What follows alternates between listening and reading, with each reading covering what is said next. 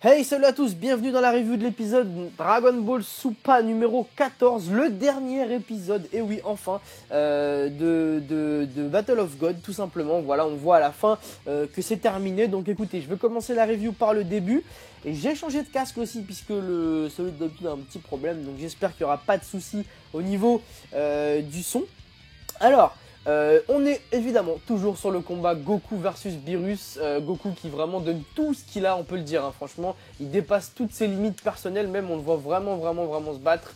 Gros Kamehameha, Beerus qui arrive à l'absorber entre guillemets. Ensuite il résiste à une attaque assez puissante des clones de Beerus. On voit même qu'il repousse un moment ses limites, hein. Il est détransformé, donc il est en cheveux noirs. Il arrive à se remettre en Saiyan, il arrive à repousser même l'espèce d'énorme boule qui a été créée par l'attaque de Goku et Beerus combinés. Il arrive, franchement, il dépasse vraiment ses limites. On voit la ténacité de Goku comme on la connaît depuis le début de Dragon Ball. Vraiment, il lâche rien. Évidemment, donc, il ne gagne pas contre Beerus. On a compris que Beerus était vraiment au-dessus de tout guerrier qui existe dans la galaxie. Enfin, en tout cas pour l'instant, ça, on nous l'a bien fait comprendre.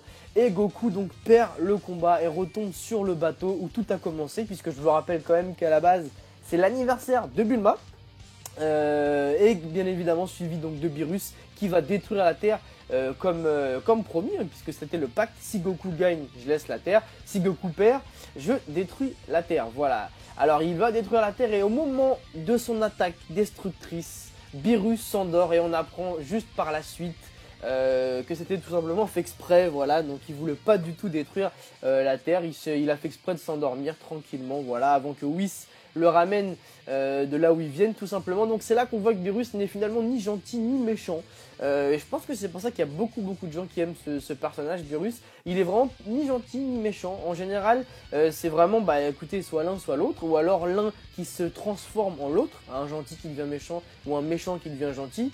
Là c'est un personnage vraiment particulier puisqu'il est ni gentil ni méchant, voilà, c'est assez bizarre, mais en tout cas c'est pas mal. Donc il nous avoue qu'il a fait exprès de s'endormir, et il nous avoue aussi qu'il se foutait un peu de la gueule de Goku. Finalement à la fin il nous dit qu'il était pas du tout, enfin qu'il était pas, qu'il se foutait de sa gueule, voilà, tout simplement. Il était vraiment pas sérieux dans les propos qu'il tenait à Goku pendant leur combat.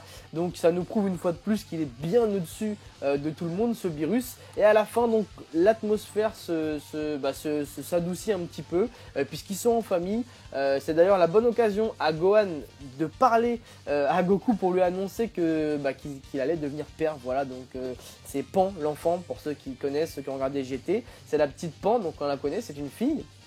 Goku évidemment qui est satisfait, la Terre est sauvée, il a dépassé ses limites, il a même maintenant la capacité de se mettre en Super Saiyan God. Donc vraiment Goku au plus heureux de sa forme, contrairement à Vegeta qui est toujours énervé et qui promet de battre non seulement Beerus, mais en plus le stade de Super Saiyan God. Voilà, oui, un autre truc aussi que j'avais oublié de préciser, lorsque Whis s'en va avec Beerus, il dit une phrase que je pense qu'il va falloir retenir.